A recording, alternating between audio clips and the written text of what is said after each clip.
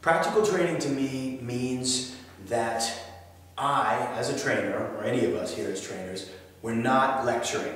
We're not talking a lot about theory.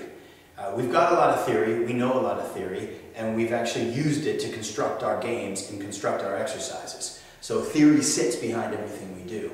But what practical training means to me is that the participants are actually given the forum or the opportunity to find for themselves, discover for themselves the achievements that they need, the difficulties that they face, and the methods or the techniques that they need to achieve better results or to somehow get over their hurdles. And I think that's what's great about our training, is that everybody comes in and they're actually able to feel the problems. They're able to experience the problems, and they're able to make conscious decisions for themselves based on that experience. And they don't have to have somebody like me telling them hypothetically what's going to happen, or sometimes these situations are like this is what you should do. They're not going to hear that from us. What they're going to hear is, we've got issues, we face different types of challenges, and now we're going to look at this stuff in a practical setting, and you're going to feel what you do